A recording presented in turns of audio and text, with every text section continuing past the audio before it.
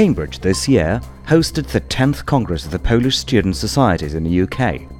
The members of the Polish academic community had a chance to take part in debates and discussions about the world politics from a Polish perspective. Many guests, including Deputy Polish Prime Minister, raised questions about the future of Europe and the role of Poland on the international arena. During the Congress, we met Radosław Sikorski, the former Foreign Minister of Poland. Radosław Sikorski is with me today. Thanks for joining us at Cambridge, Minister Sikorski. Pleasure. We're actually short of good news in the world of international relations these days, aren't we? It's true that the reaction against globalization and international cooperation is going to be a challenge even for countries such as the United States, Britain, and let alone a country like Poland, which is in a more difficult geostrategic position and has fewer resources to fall back on. So yes, I worry about the direction of travel much more than ever before. Right. Anything reassuring or optimistic before we plunge into hard facts and real politics? Hard to find them. Hard to find them, except perhaps for the strength of resistance of people who feel that the world, thanks to which a couple of billion people have been lifted out of poverty, thanks to which, we in Poland have had the best 25 years in 500 years of our history, that world is being put at risk by irresponsible politicians. I hope the people who are realizing what we can lose. What is the scale of this risk? I mean, it's just a risk, or is it a path that leads us to a catastrophe? I'm using big words, but lots of people are using it. Well, for example, in the United States, we now have a president who is openly threatening trade wars, which is to say, he's proposing to limit the freedom to exchange goods and services with others on the basis of nationalism. I think in general, when you propose a principle, you should imagine, as Kant suggested, that principle applies universally, namely that others do the same. And if others start erecting barriers, others start indulging in mindless nationalism, we will revisit a world which we've already seen. We've seen that movie of nationalism and protectionism. It didn't end well. You mentioned Kant, and if you were to mention Hegel, he wouldn't be at all surprised at what's happening at the moment. Well, Hegel is the one philosopher who, I have to tell you, defeated me intellectually. We called him hired drivel. I'm not sure exactly what he would have said or what he thought really, because the prose is impenetrable. Right. Coming back to a war, this time not about a trade war, but Mikhail Gorbachev, former Soviet leader, said recently, yesterday or day before yesterday, for the time that, and that's a direct quote, "It looks as if the world is preparing for war." Would you phrase it so drastically as well? Would you agree with that? Well, of course, Mr. Gorbachev has the gratitude of all of humanity for, even though it wasn't his intention, but for managing the decline of a totalitarian superpower, the Soviet Union, without a war. It's rare that empires collapse without in a peaceful way, without a major conflagration. So he should be listened to carefully, because it is the successor country of the Soviet Union, Russia, which has started rearming itself already 10 years ago, that has already grabbed by force the territory of its neighbors, and that has flaunted international law and is proposing to redraw the international system on the basis of the power of the fist. So I hope his appeal is being listened to in the place where Gorbachev used to inhabit, which is to say the Kremlin. Do you think it will be listened to? I don't know, obviously, but I don't think it's in Russia's interest to restart the Cold War. Russia lost the first one. She will surely lose the second one, given that she has much fewer resources. Today's Russia doesn't have the external empire, doesn't have the internal empire, is much diminished.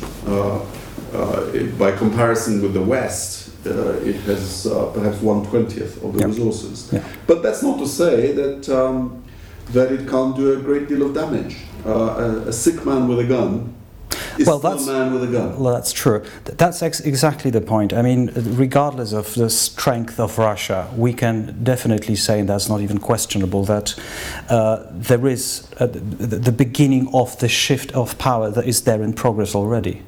How do you think it will look? Well, in a way, we have to manage our own Western relative decline. With every decade, we become a smaller proportion of the world's population and a smaller proportion of the world's economy. And so only by sticking together, Europe as a whole and the United States, can we hope to influence, let alone set, global rules of trade. And if we're clumsy about it, we can, first of all, cause a lot of damage, but also create a situation in which rules will be set by others. Well, but we seem to be clumsy about it.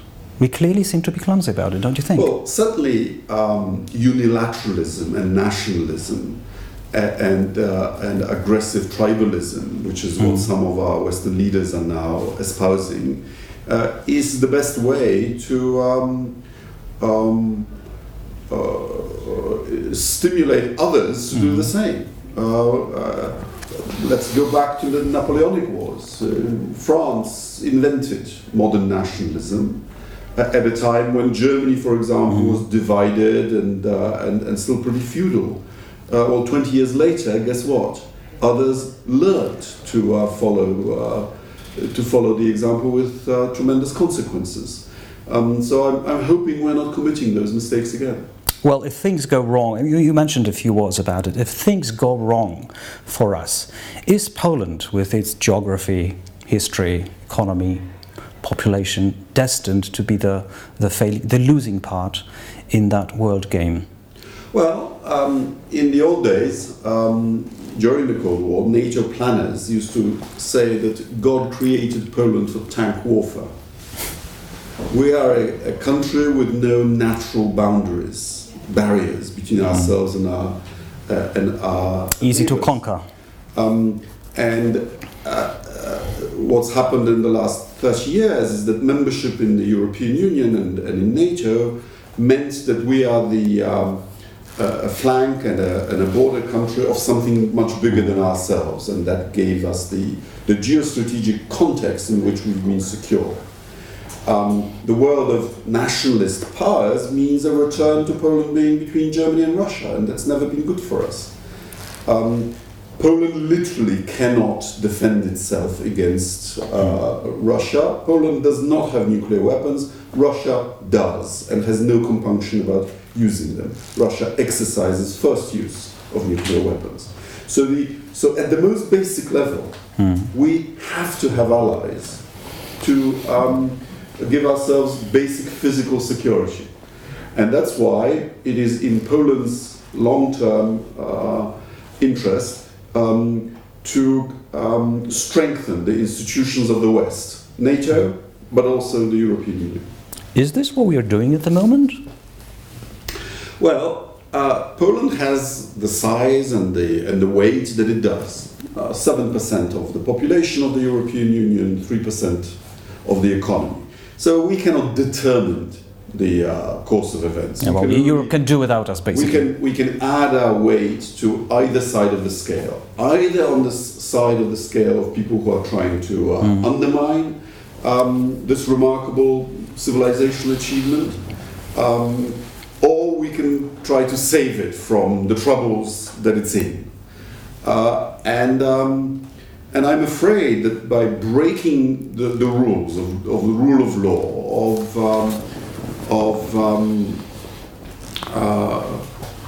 of democracy in Poland, we are not helping. What do foreign diplomats today, the ones that you talk to, speak about what the Polish government is doing at the moment in terms of international relations? They are disappointed because Poland was almost at the top table. We were already in the G6 in terms of deciding about the foreign policy of the entire European Union. The European Union was accepting as her own some of our ideas that were conducive to... Of course they are disappointed. I perfectly understand they are disappointed. Of course they are disappointed, but would they rather treat it as a comma, like Barack Obama said a few days ago, or a full stop, a period? Poland is an important country, and rarely in our history have people encouraged us to join, for example, the euro, which we are reluctant to do, for some good but also for some bad reasons. And so Poland that doesn't see the benefits of European integration, which have given it its best opportunities for a long time, is a puzzle. People don't get it, why Poland has suddenly turned anti-European. But I mean, that's even questionable, Minister Sikorski, whether it's actually turned anti-European, because it's the government that is anti-European, not even acknowledging it's anti-European, but about 80% of the people are actually for Europe. Yeah, but the government speaks for the country. And you're right that this was a con, that this government did not run in the election campaign on a ticket of anti-Europeanism. But some of us warned that it would happen, and it has happened. And we are in bad standing with the European Commission, with the European Parliament, with the Venice Commission, with the Council of Europe.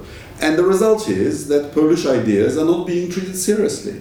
And so when there are icebergs on the horizon, and when Poland is saying, look, be careful, nobody listens. Its voice is not being treated as seriously as it would have been. Well, seriously. Is it likely that the European Union will fall apart after an election or two? Well, it cannot be excluded. The Eurozone is still in trouble. The Schengen zone has never been completed and is also in trouble. And now we have Brexit and the rise of a neo-imperialist Russia interfering in the politics of European member states, including in Poland, which I think is underestimated, the impact of that in Poland.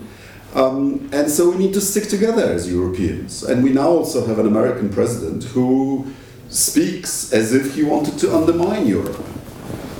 So the old British saying applies: either we'll stick together or we'll hang separately. Right, coming back to this global perspective, and quoting again former American President Barack Obama, he said, it's just a comma, it's not a full stop, it's not a period. When you look at what's happening in America, in Britain, in Poland, in France, Europe, Holland, do you think it's a wave that will go away after a while, or it will stay with us for a bit longer? Look, I don't have a crystal ball, but we now have a remarkable wave of populism and of irrationalism sweeping the entire West. And I know one thing, that we are one election away from the destruction of the European Union. That's France. There is no European Union without France. And populists have won despite adverse opinion polls in Poland, in Britain, in the United States. By a tiny margin, of course. But nevertheless, and therefore we can't exclude that it will happen also in some of the core countries of the European Union. Let us remember why we don't have a European constitution that would have made Europe more transparent and democratic. Because people in Holland and in France, for frivolous internal reasons, voted it down. And in some senses, that was the origin of the populist anti-European wave. Right, back to Poland for a moment. Are we still a country of the rule of law or not? Well, we are a country without judicial review of legislation. The Constitutional Court has been subjugated to the will of the ruling party, is no longer a body that is independent of Parliament. It takes its orders from from a party leader. We also have a subjugated prosecution service. That is to say that it is not a country of the rule of law. No, I no longer regard Poland as a country that is fully democratic, I'm afraid. What consequences can it bring in the next 2-3, in the short term, 2-3 years? Well, the reputational consequences for Poland are already tremendous. The outflow of investment is already very serious.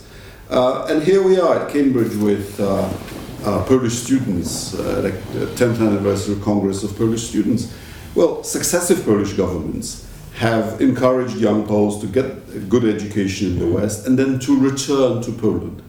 And I just fear that the more authoritarian Poland becomes, the less likely these wonderful young people are likely to want to return, because the atmosphere in Poland and the opportunity in Poland will be less and not more. Minister Sikorski, do you sincerely believe that the Polish people will actually accept and agree to authoritarian rule in their country? We've brought down worse regimes than this. That's exactly the point. But we know that authoritarians always change rules, and once you've started breaking the law, it's you are driven by fear of losing power and fear of responsibility for what you've done. So these people are going to be desperate, and to the extent of, and we don't yet know how far they will go. Is it going to be soft repression or perhaps more? What do you think? Difficult to say, but the president, the prime minister have already broken the constitution. Special services, prosecution services are already used to hound the opposition.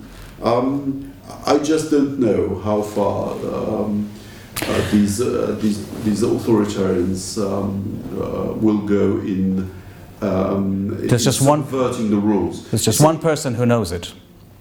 There's one person to know, and the people who follow him, who obey his orders. No dictator or authoritarian can do that on his own.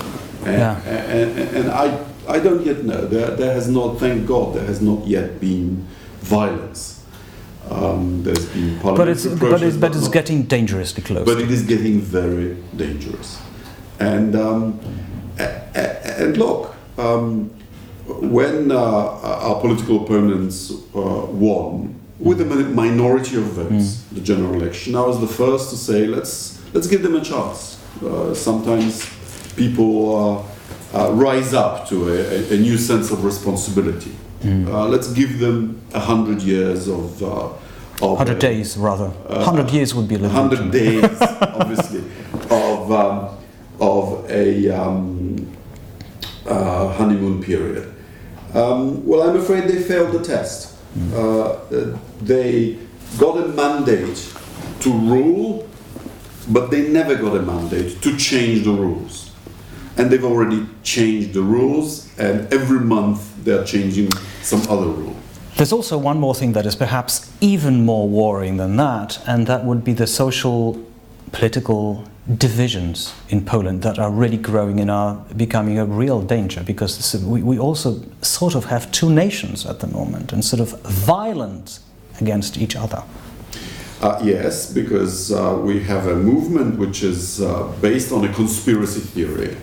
And when you believe irrationally in a conspiracy theory to do with supposed assassination of the president, and you blame your opponents without any evidence for assassinating the president of Poland, there isn't a more divisive, a more hateful charge than falsely accusing your opponents of treason. But it works. It's post-truth. It works. But you know what? I'll tell you one thing. I'm very disappointed in the Polish Catholic Church, which is an institution with a 1,000-year history, deeply rooted in the history of Poland, which should have had the distance and the wisdom to appeal to calm emotions and to bridge some of those divides. Well, so what happened to the church? Because we remember the church played incredibly great role in I'm afraid, has played the role of the ideological department. Why? Of the Polish ruling. Why? Because it usually actually turns back at whoever. That is my disappointment, but I don't think it's a wise long-term choice for the Polish church. Right, before we finish, I'd like to ask you a few questions about this place that we are in, Cambridge, Oxford. You are an Oxford graduate, but Oxbridge is quite a special place, isn't it? I mean, the way students are taught at Cambridge and Oxford is so different from most of the other universities. Yes, when I was at Oxford, I heard that there was a university up here in the north, and and I've heard that it was really quite good. And I've now come and taken a look round, and I'm impressed, really. I mean, they're trying very hard. The other place, the graduate of the other place, ladies and gentlemen.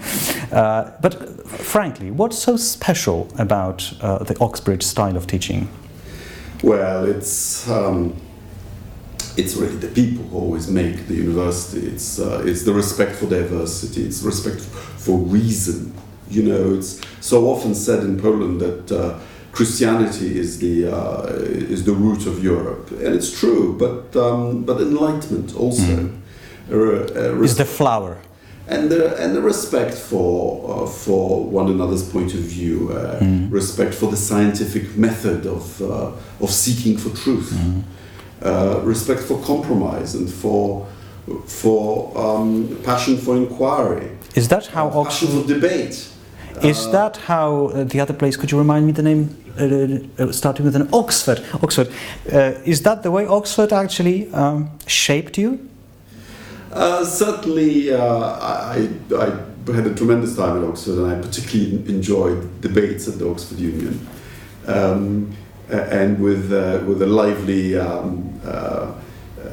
debating style of Oxford politics. And yes, of course, one's studies shape one. You're now a teacher at Harvard, aren't you? You're teaching students at Harvard. Which is also great fun. Exactly, but is there a difference? Could you say a few words about the difference between Harvard style of teaching and Oxbridge? Well, Harvard is actually more similar to Europe in the sense that it doesn't have the individual tutorial approach, which I benefited from at Oxford. But by the way, I don't know if you know that there are some remarkable Polish antecedents at Harvard.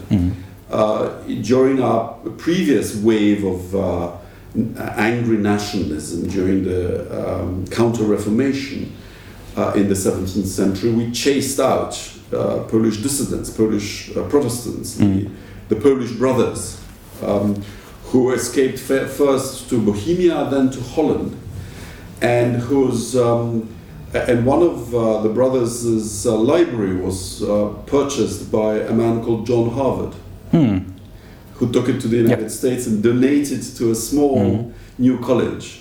And he's been an object of envy ever since, because he got a whole university. So we are a part of the Harvard history. For the price of the contribution of 200 books. Right. So yes, our folly in chasing out people who thought differently has become America's gain. Right. Minister Radosław Sikorski, thanks very much indeed. Thank you. Thank you.